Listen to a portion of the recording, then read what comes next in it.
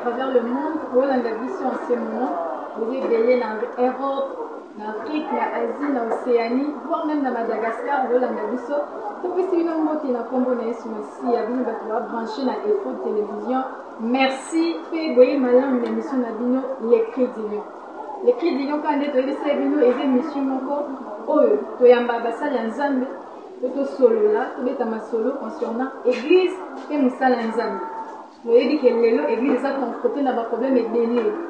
Dans le bas, ceux qui sont qui m'ont peut-être qui m'Afrique, pour un problème et l'équipe belé, elle a choqué, elle a vraiment un problème et belé. Alors, il y a un effort de suivre équipe, nous va proposer une émission où les crédits Toto Solo là, pour trouver solution concernant l'église et Moussala Nzambe. Mais quand on a qui depuis la semaine passée, les lots ont continué. Vous commentez la kibiso, vous bien la kibiso, vous tirez sur votre commentaire. Vous zombissiez les sous-sous, les lots ont été dans le salon de Otobanda qui n'aille, docteur Parfait Kabopéi, Azana Bisso à la plateau et à notre poussier. Bonjour, docteur Parfait. Bonjour, madame Sephora, et merci de nous inviter. Et shalom mingi à tous les internautes de partout dans le monde qui nous suivent. Et nous leur sommes très reconnaissants de la réaction par rapport à la précédente émission. Merci beaucoup, docteur Parfait. Nous sommes ici ensemble, les lunettes sur la thème encore très important, le plaire et le rire dans la vie et le ministère. Avant de mon émission, on a merci Nabino Bozo comme la Bisso, merci na réalisateur Nabisso ingénieur Platini Maluma. Azan assistant nae le frère Rabi Matumona. Nabino Nyosope émission lelo soki Rolanda Bisso ko hésiter na étape nyonso tika commentaire nayo benga biso komela biso ça sera très important. To bandi émission na biso le plaire et le rire dans la vie et le ministère. Ça fait également partie des titres il y a ba ouvrage au docteur Parfait Kabopéi au tozanae à coma. Vraiment to bandi émission tenu tout na docteur quelque part vous avez écrit que la vie d'un homme est précédée par le pleur et qu'à la fin, les gens pleureront pour leur départ. Comment expliquez-vous cela? Merci beaucoup. Au fait, par rapport à les pleurs et les rires, vous avez aussi bien dit que vous allez livre autocomie, vous avez à disposition à Banzambe. Réflexion, mon cours, mais ma vie, c'est un point de vue. Vous voyez, tant Moutabo Tamaka, Maman Bobinisi Moana, on attend que moi n'en allait là. Et Kolela moi, on a crié à victoire dans la vie. Et certaines personnes disent que Kolela ne permet à Kaïba pour mon ébendam, pépé, ou à Obanda pour vivre. Donc la vie commence par les pleurs. Mais tout ce que l'existence a montré ça, à la fin, ce sont les autres qui vont pleurer, mais il y a Olela les sous-soutés. Parce que pendant tout le temps à vie, il y a Amaka qui bango, à Domissa qui bango, à Zara qui n'a bango. Donc, quelque part, nous commençons par nos propres pleurs et nous finissons par les pleurs des autres. Voilà pourquoi nous avons dit cette phrase qui est une réflexion, mais aussi une invitation à regarder les pleurs différemment. Ça veut dire mal. Merci beaucoup, docteur Parfait. Il y a aussi quelque chose qui est attiré, parce que tout le monde est quelque part commis. Il faut pleurer pour mieux rire. Maintenant, comment expliquez-vous cela? Vous expliquez pleurer pour mieux rire. Oui, Dieu a tout fait d'une manière bipolaire, ça veut dire Paul bipolaire. À la saison sèche, la saison de pluie, les colos pénacés, il y a toujours cette bipolarité. Et na vie na biso, Salomon Lobi, il y a un temps pour pleurer et il y a un temps pour rire. Mais le grand problème, ce n'est pas de pleurer ou de rire, mais l'ordre de pleurer et de rire. C'est mieux de commencer par pleurer pour finir par rire. Or, dans les pleurs, il faut apprendre comment pleurer. Parce que vous voulez la paix, ma paix, oui, tout le monde a un batanga, ceux qui pouvaient, moi, il est en train de se lier dans ma lobawana. Ah, papoti kibisobo et kufa aussi la vito kende wapi. Il pleure, c'est bien, mais bazo le lamabé. Donc il y a une manière de pleurer, mais dans ce livre, tout ça les fonds et relaxer.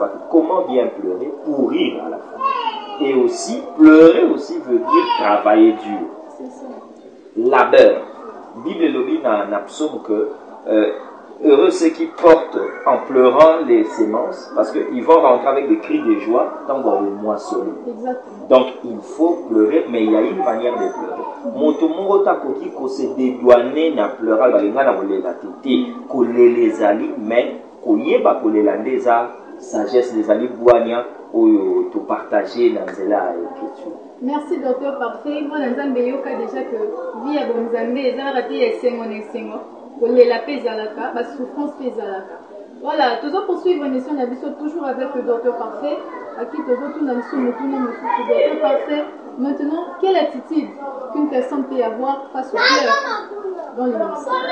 Bon, dans le ministère, oui, ministère ezali moko ya baspect auto abordé, mais ezali kozwa esika munene pona biso. D'abord, il faut regarder qu'est-ce que le ministère. Ministère ezala ba définition ebele, ministère ezali matrice pe. Pour Paul alobi boye, alobi vous êtes le fruit de mon apostolat. Binoba nanga pour qui j'éprouve le douleur d'enfantement. C'est qu'à se placer le col à moisi et que ministère est pessier ma coquille à pour bota. Donc le ministère est la matrice. Or pour enfanter, il y a les douleurs d'enfantement. Et pendant ces douleurs, il y a les pleurs. Alors, dans le ministère, ce qui te comprend dans mon vie, c'est que tout ministre est une femme grosse. Parce qu'il a reçu la sémence que vous parlez. Alors, grossesse, on a pour maintenant bima, maman yakingani, pasteur d'un tel, il faut aller là. Mais il y a une manière de pleurer, parce que au moment où on a livre tu aborder que moi si moi pas les Ramabé ça Moïse a outi ngomba kiti amoni peuple na ba otambola malamu te basali vodo kanda wana kolela wana azui ba table a bambi nasi. Donc plusieurs aussi à cause de la difficulté, à cause de la contradiction, il y a l'opposition dans le ministère au monde à abandonner. Parce que quand c'est un ministère, ils allaient tout le temps dans le boulevard. Le ministère, ils allaient dans le boulevard. Le ministère, ils allaient créer sentier dans le boulevard. Donc, un loin de Dieu, un homme de Dieu, ils allaient voir caterpillar, ils allaient faire la nzela. Na sima na ende ba mituka ya ndenge nyonso ya otambola na sima. Donc, le ministère et les pleurs, ils allaient vraiment lier de la même façon la vie et les pleurs. Et pona au tcha, comme on dit, point dans le ministère, pleurer, c'est-à-dire quoi?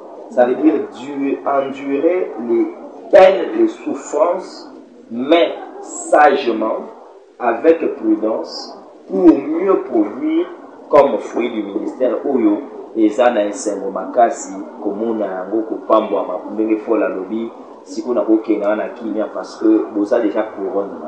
Voilà. Merci docteur parfait, puisque au fond déjà parenthèse et ministère, je me que toi sur le monde qui est conscient du ministère. Les autres ministère, des mini maman Sephora tout vraiment docteur parfait a expliqué en fait ministère et Zaranine, mon ministère wana parce que tout le monde le dans l'église. Moi c'est l'ensemble surtout chaîne chrétien. Alors ça les l'ensemble mais azolo déjà que ngana zalana ministère. Maintenant, ministère wana et oh, merci beaucoup, moi Sephora. Ministère, d'abord, tout ce qu'on voit un ministère et outil en anglais, tu ministre à servir. Donc, ministère, c'est un service que nous avons bâti dans la mais pour assaler la mouba de nos sources. Mais comme bon ministère, il faut vocabulaire. Dans la Bible, il y a 3 ministères, 3 dimensions de ministère. Le premier ministère, c'est l'église au corps du Christ, un ministère dans sa donc, ils ne sont pas dans le Zambie. Aux ala au ministère en Guézani sur terre, to bengami na ministère au ezana bilongimi. Le premier, notre ministère étant qu'église, c'est adorer Dieu. Tout chrétien, nous devons rendre notre adoration à Dieu. C'est ça un ministère. Mais deuxièmement, Église dans son entièreté, face au monde, nous avons un ministère de témoigner Jésus, d'évangéliser comme on peut le dire. Donc, c'est tout un ministère. Yangoana, pour gagner à la pasteur Kakate. Esaïa Moutounion, sur acte 1, 8 vous serez mes témoins. À l'obéla, les disciples, les 120 qui étaient là. Donc, le ministère de l'église face au monde, ils allaient témoigner Christ pour gagner ma âme. Mais l'Église elle-même a aussi un ministère, pardon, face à elle-même. Ministère on s'en perception à mokili ezali unité et amour tolingana po tozala moko. C'est tout un ministère. Aussi longtemps que nous ne nous aimons pas, nous ne faisons pas le service que Dieu nous a demandé de faire. Parce que par cet amour, le faible devient fort et le fort devient rassuré par la présence du faible à ses côtés. Donc ça c'est un ministère. Mais face au diable aussi, tous un ministère où yotobengi a pour résister contre eux. Ce qui zambati kabiso awa, les apoto batela bunzambe lilobanaye. Et dans ce cadre-là, l'Église, corps du Christ, a un ministère. Si pour ministère wane salama mala, nzambe asali ke na kati ya Église, azwi batu moko asali na bango lokola ba coach ya batu mususu nyonso po basala musala malamu. Batu wana nde babengi bango les ministres dont les hommes dont apôtres, prophètes, évangélistes, pasteurs et docteurs. Mais bango nyonso 5 wana au fait bazali kaka ba manifestation ya musala o yezu alingaka sala yemoso azaki na bomo. Donc ils sont la continuité de l'œuvre du Seigneur parmi ses disciples. Wana ministère o wana sikoyo ezali ba ozin ndenge faisait 4 ans batu oyo tozalaki ensemble abengi batu mo pembe na sali na bango ba ministre. Ministère wana et se conjugaka na verbe avoir et na verbe être. Moni mutakoloba j'ai un don, j'ai, mais ministère on va composer un verbe être. Nakoloba je suis. Pour la dire que j'ai un ministère, je suis apôtre. Parce que dans wana il y a ministère et sa nature mobimba nzamba tie na kati ya moto. Et sali na ya apôtre, et sali na ya prophète, et sali na évangéliste, et sali na pasteur, et sali na ya docteur. Et à la fin, nous avons quand même na combo ministère P, organisation spécialisée pour un but. Ah oui. Non, et pas plus de sambela le comme moi mingi. Toi ce sambela que ça église des ministères. C'est ça. Bon, balobaron en bien et en mal. En bien oui parce que un ministère différemment d'une assemblée, ils allaient groupe à Batbasangani mais pour une spécialité. Mais balobaron à temps pas ni pourtant aucun au monde ba ça comme ramener mon église c'est quelle spécialité. Ce qui rend d'abord une spécialité dans le ministère c'est le message. Ce qui olobi qui est un ministère, ce toyewa, je donne un exemple. Non, il y a plus un ministère, il y a adoration. Donc, on a comme ça, on a un séminaire sur la foi. Après, on a baptisé directement, beaucoup mieux que ça là, qu'on violer la prérogative de l'église. Donc, on ne va pas besoin l'église. Un ministère, c'est un groupe spécialisé pour un objectif précis. Le Cola Campus pour Christ. Il y avait un homme de Dieu qui s'appelait Bill Bright. À ça qui n'a fardeau wana ya kosala évangélisation kana milieu estudiantal. Babenga mo campus pour Christ. C'est un ministère. Exact. Pour nani parce que d'abord na campus mutaya ka pas kene. Alors que l'église mutaya ka pas kene. Vous savez le pasteur maman Sephora azali elilingia mo. Ka mokolo kufande tiki. Ba po ba bota na sambeli pour na maman na yo azwazi. Na bani ne bani na sambeli pour na papa na maman na bino na pamboli bango na libala na sambeli azuize mukolo botami na zio na présenter na miso anza na teyo ne kodi okomi majeur na tangi na teyo après yo bala na sani na pamboli osu mukolo okufa na sani na yote na matanga na alors que aucun métier sur terre ne peut vous accompagner ainsi pour mutazo azimba na avocat des avocats. Mais le pasteur Azali Moto a accompagné sa vie à Moto de l'âge avant sa genèse jusqu'après son apocalypse. C'est le pasteur. Alors ce travail-là, Ezali très noble et Sengeli Nabiso pour Sosolango, mais Kosalango aussi avec beaucoup plus de prudence, Balobi, avec une crainte respectueuse de Dieu qui nous a appelés. Merci beaucoup, docteur Parfait. À vous qui nous suivez de partout, vous continuez vous s'abonner massivement à la chaîne Nabiso Info TV, vous s'abonner, vous partagez l'émission Oyo, vous tiquez Nabiso par commentaire, ce sera très important. Toujours au Bakar Nabiso, le pleur et les rires dans la vie et le ministère. puisque tu bandis déjà ministère, tout, mais la norme d'un ministère avant tout qu'il y ait une comme sous-sous. Tu mis tout le bas docteur parfait. Ni beaucoup de bas face au serviteur, surtout plus les jeunes. Eux, au monde, à l'église. Papa Zali, papa n'a pas de papa Molimo, mais Allah la mouki maman, papa n'a pas de ministère. Qui a s'autoproclamé mon condé, qui docteur, évangéliste, qui a mis ça l'église n'a en s'implanter. Qu'est-ce que vous pouvez nous dire par rapport à cela? Bon, Bilo Mibale, il y a les bosso, toye que rébellion, et ça c'est mon si à Satan. Et dans la Bible, na lingi na mema batu ba réfléchir. David a bomi soda na lui, a zui mwasi na lui, a y a l'éli na psaume 51 ça bazou na lui ici. Saül ba ebse kele bitumba ke bitumba zu ba mpate aye na go. Ba ese boma ba mpate a bomi a ngote a bombi ya mafu. Ba botole le konzika David ba botole. Et même dans la vie, Seigneur, David a seulement fait. Le problème de Saül, c'est que Saül, en résistant à l'ordre, s'est rebellé contre Dieu. Rébellion, Isali, soit la rebelle Isana, Isa akufaka entre ciel et la terre. Omoni, Balobi, Soukia, Absalom et Kangami Nanzete a Diembe Yakufi. Tomoni, Judas, a Midiembi qui entre ciel et la terre. Et c'est entre le ciel et la terre, c'est le domaine aussi du diable, le plus grand rebelle. Donc par là, dans l'Église, c'est ce que Esa encourageant d'abord, pour ça la rébellion. Le rébellion, c'est de fonctionner et en dehors, indépendamment, il y a Mouto Yoko dépendre. Quand on reçoit un ministère, Zamba Benga Kamutu Ndengani. D'ailleurs, à tout n'a pas Moutou. Zamba Wana Kwa Benga Moutou Ndengani. Oya Salaka. À lié que Moussa la paix c'est ça pour l'intérêt des autres. C'est qu'il faut battre Moko Basani, Bandima, Basou, va permettre Moussa la faire ça là. Sans ordre, tous en a difficulté ma casse. Donc ce qui ndeko a 8 ministères, et ça secret à Kobombe pas à pasteur.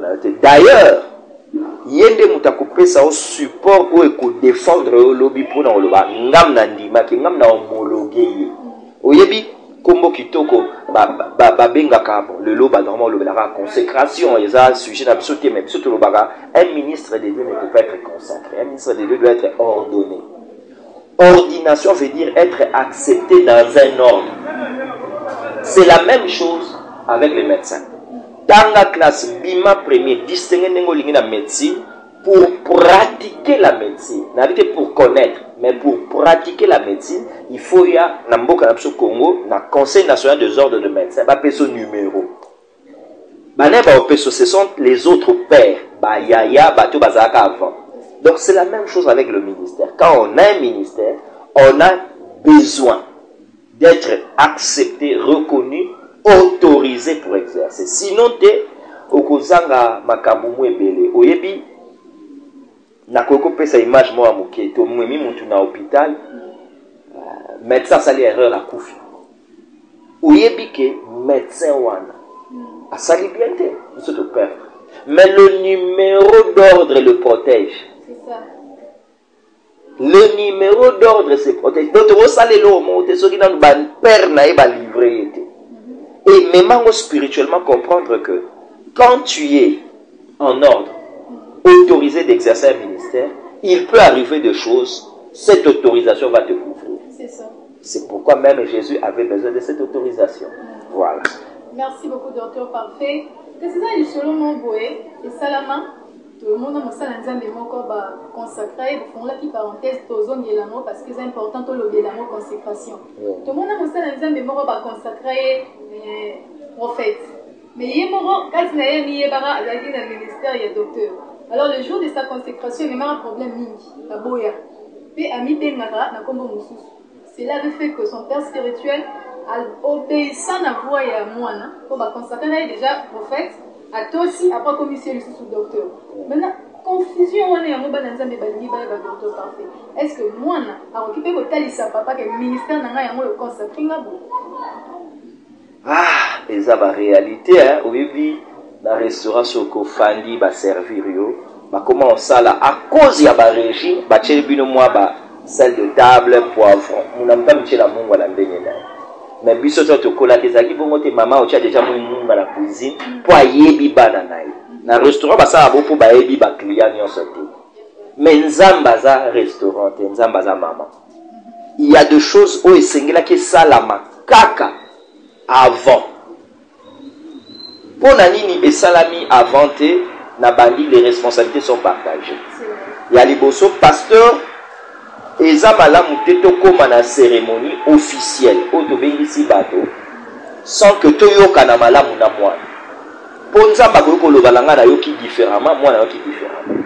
Moi je dis toujours tant que tozoyokana te tozala mpe pressé osala yango te parce que deux personnes ne peuvent marcher ensemble s'ils se mettent d'accord. C'est pas yokana. Supposons pasteur aza na raison. Aza na veto na osala o nganda ba yosala. Mais supposons moi nazali na raison. Au monité que au bloquer moi ce sont de cas d'irrégularité ou isaka malamté parce que zo sala kilote na musala au banda qui na kombo moko boye a faut changer sur na kombo. Pour le ministère ne change pas. Mais comment banda qui ben oninde to lo bakoyo ko mabenyabi c'est que moko sala ki erreur et na kawana maman da sala erreur ezaki papa te donc l'église a une responsabilité avant tout ça la cérémonie officielle toyoka mais ça n'empêche pas moi na musupe azana agenda caché oyebi mitema mubato eza sanduku il vient non papa je suis là bah, pasteur a sala la pasteur mais na sa mutema na alobaka alinga kaza l'apôtre pour peut-être akanzara apôtre dans un chef tant qu'à bâtir ma boko si ma mukongo bandi ou non ngala ta apôtre bani et ça montre directement que aluka qui va kabwa et c'est parmi les mots de l'église aujourd'hui parce que oyebi prophète Élisée mukolomoko bayela problème au bayelae talamalamu je suis dans la Bible sur la tsunami taillée akoyi na makola zolela tango azolela prophète Élisée lobi moi so aza na douleur mais nzambe na lola apimelinga koyebango atuni mama promi abisabi musako na sengaka o mwana na sengaka bébé pour dire que son enfant était décédé donc nous sommes une génération qui paraît être décédée. Heureusement, mais comment il décidé un jour dans le champ avec son père, moi Nabadi Oganga, la tête, tout passe. Moi je dis c'est ça l'église. C'est la tête qui a des problèmes. Or quand on parle de la tête, on parle de leadership, on parle de la direction. Donc la compréhension, l'exercice, le fonctionnement du ministère, tellement problématique et c'est nous les serviteurs qui avons des choses à arranger. Merci beaucoup, docteur Parfait. Les combats de l'église, ce ne sont pas les démons. Nous avons d'intimité. Nous-mêmes, nous avons des choses à arranger. C'est ce que je retenu. Très chers internautes, abonnez-vous à notre chaîne EFO Télévision. Laissez-nous des commentaires, partagez et aimez. Poursuivons cette émission toujours avec le docteur Parfait Kabopei. Puisque nous avons parlé du ministère, maintenant parlons un peu de l'église. Parce que l'église, après leur rire. Concernant l'église, vous venez de soulever d'ailleurs ces mots, problème de leadership. Dans les gens qui sont solo la main, mais au fatal, on a eu cette question par rapport à la hiérarchie. Actuellement, l'église a souffert de la crise de pouvoir. Pourquoi est-ce que vous êtes père, vous avez l'église Mélif Shalom, comme on a des assemblées Mélif Shalom pour le Kanaka, tous les gens premier pasteur, deuxième pasteur, vice-pasteur, tout ça. Est-ce que vous pouvez expliquer l'utilité de poste puisque c'est ça ce qui crée des confusions et le problème dans l'église actuelle. Merci beaucoup maman. Nalingi na Sungabak. L'église est aussi une organisation. Et le coup la organisation, l'église crée des fonctions. Il y a des fonctions créées par l'église et il y a des fonctions établies par Dieu dans l'église. Ministère et sa fonction. Moi, je suis docteur de ministère. C'est ça, Dieu a fait de moi docteur. Mais la fonction que moi j'exerce dans la église, nazali pasteur responsable. C'est que ceux qui pembe ninanga, il y a d'autres ministres. Parce que l'autre bomi batu bakatse que moutinyo soit un ministère fois que de ça l'église. Tiens. Ceux qui n'ont pas pasteur pembe ninanga, na kati assemblée. Mais n'a pas ça va pas fonction fonctionner. Je donne un exemple simple.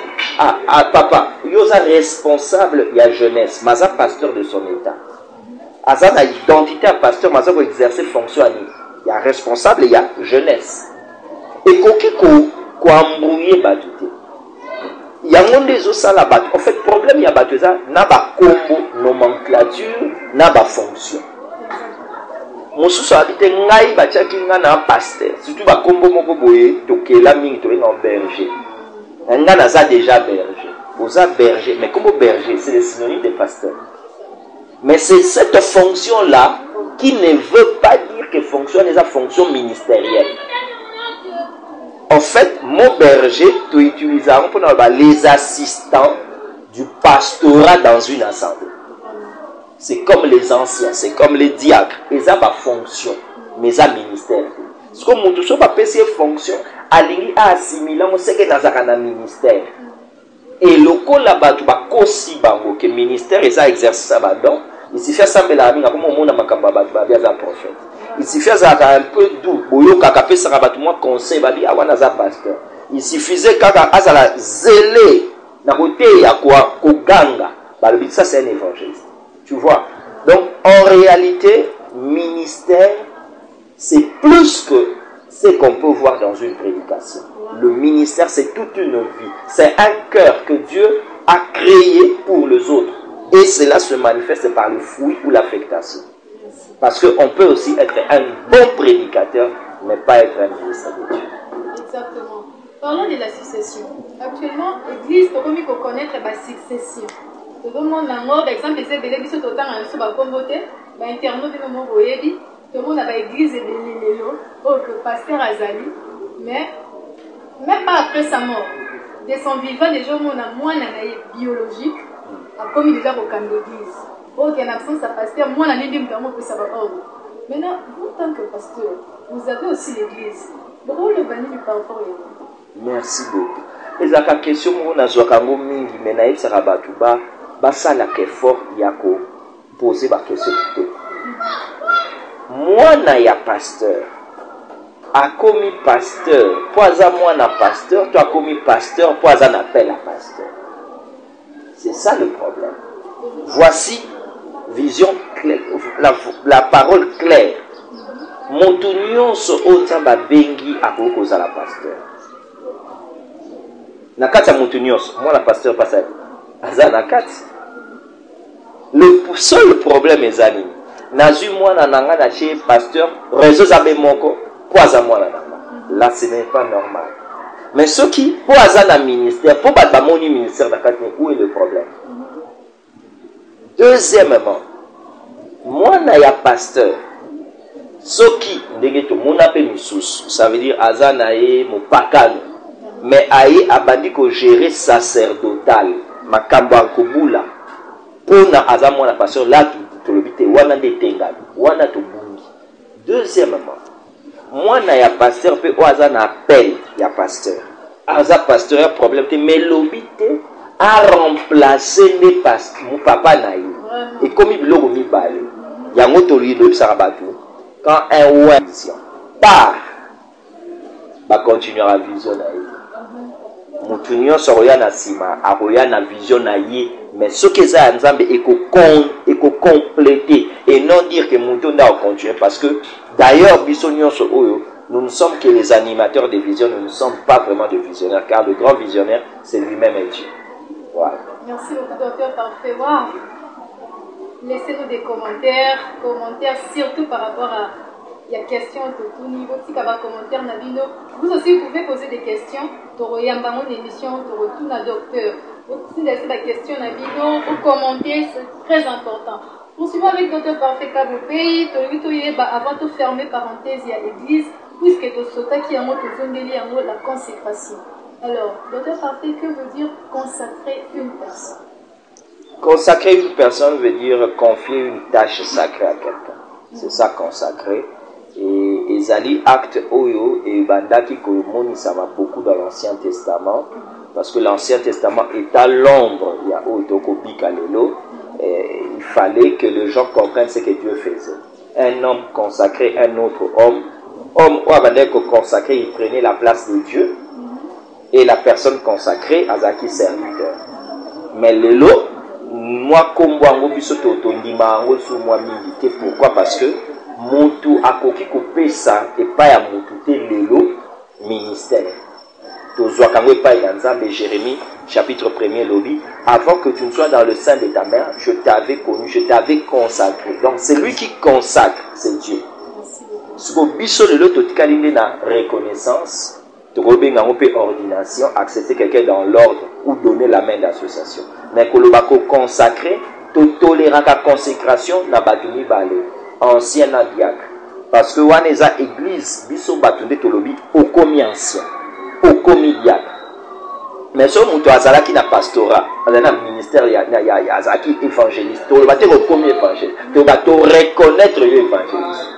Vous voyez que l'énoncé même montre la nuance qu'il y a entre ordonner quelqu'un et consacrer quelqu'un. Aujourd'hui, un ministre de Dieu ne peut être consacré, mais il doit être attesté, il doit être reconnu comme tel.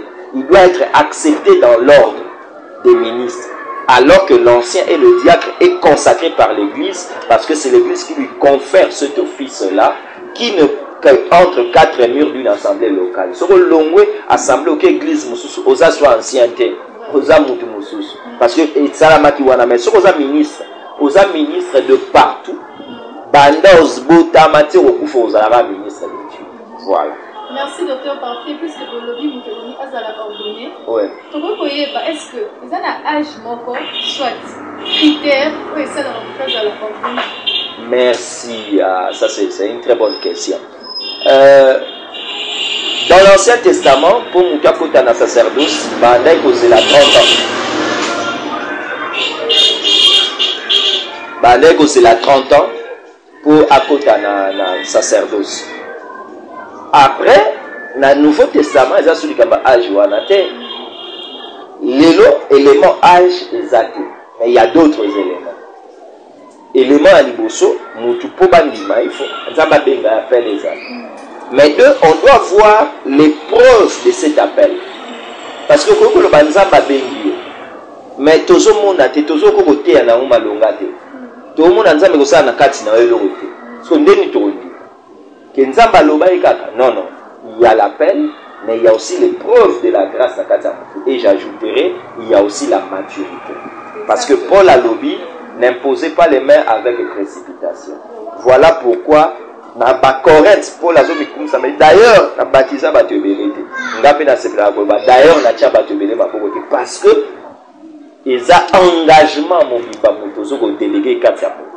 Voilà. Merci docteur Parfait. Commentaire na bino tozo zela, bino tozo na biso na défaut. Abonnez-vous massivement à notre chaîne. Voilà, très chers internautes, nous sommes arrivés quasiment à la fin de l'émission. Pour aussi s'abonner sans pour autant tozo la le pleurs et les rires dans la vie et le ministère. Docteur Parfait Kaboupe, nous sommes arrivés à la fin, mais il y a une dernière question pour vous. Qu'est-ce que l'homme peut faire? Quelle attitude adopter face aux pleurs et les rires dans la vie et le ministère? Merci beaucoup. Et d'abord, à la réalité, on peut s'en passer, il y a les bossos.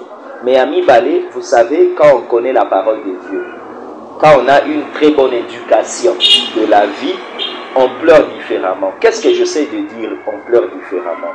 Ça veut dire que, pas si tant wezoya, makambu faut ça là, il ne faut pas, ozoango loko la corvée, ozoango loko la angaï, makambu yelingate, il faut qu'on dit mango d'une manière responsable. Avoir une attitude chaque fois positive devant makambu se comme la rabiso. Oh mutakufi, oh babenganga na musala, oh boy. Il faut d'abord que ça la serre, que tout peut arriver dans la vie. Mais deuxièmement, se ressourcer en Dieu. Prière, tanga maloba na nzambe, et yo kaka conseil yaba bon, yaba méchanté. et quoi fermer yo oko traverser période na yo à pleurs et rire et ko continuer ko sumama liboso na yo sans oublier et loko oyo et le quignon c'est le travail. Aussi longtemps tu continues à travailler, tu vas rire dans tout ce que tu fais. Merci beaucoup, docteur Parfait. Vous avez répondu à notre question. Alors, quel est votre mot de la fin par rapport à l'émission, par rapport à votre intervention de C'est seulement que Dieu bénisse tous ceux qui nous suivent. Je sais que beaucoup nous suivent, ont aussi des problèmes, nous le savons. Beaucoup aussi traversent des moments d'adversité. Nous sommes disposés, si vous nous contactez, on peut vous donner des conseils, des orientations. Priez avec vous et le Seigneur ne manquera pas d'étendre sa main parce que Dieu est un Dieu d'amour. Et ce Dieu d'amour-là a dit, venez à moi vous tous qui êtes fatigués et chargés. Donc il y a la charge et il y a la fatigue.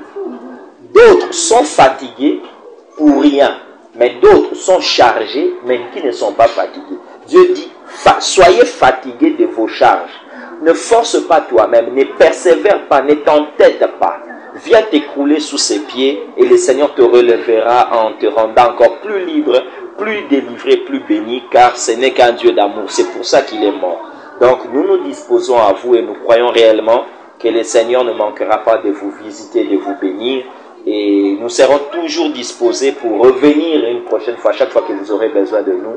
Et si le Seigneur le permettra, même de prier aussi pour nos chers internautes. Merci beaucoup, docteur Parfait. Merci d'être venu. C'est moi qui vous remercie. Voilà, très chers internautes, merci de nous avoir suivis. Ce que émission s'appelle Sakio, abonnez-vous massivement à notre chaîne EFO TV. Bolanda biso, botika biso ba commentaire, toza wana pona royamba. Tout n'a pas question na yo, c'est très important. Tolobela kilelo, le pleur et les rires dans la vie et le ministère. Le pleur et les rires dans la vie et le ministère fait partie d'un ouvrage Ona Simbi Namaboko, écrit par le docteur Parfait Kabopei. Okoko ozwa livre oyo, benga biso, passer commande na yo à travers le monde, à travers Kinshasa, Borozo Yango. Je profite pour dire un grand merci à mon réalisateur, ingénieur Platini Maluma, ainsi que l'assistance technique de Bandeko Rabi Matumona. Na bino nyonso bato bolanda biso, moi maman Sephora na sepeli mingi, na linga bino tellement ya trop. Pour continuer à komela biso, pour continuer à s'abonner, pour continuer à partager, bengi biso, bolanda émission chaque lundi et jeudi à 18h30 heure de Kinshasa et 17h juste au temps universel. Merci beaucoup. Que la paix du Seigneur Jésus-Christ, notre Seigneur et Sauveur, règne dans votre vie à jamais. On se revoit prochainement. Bye.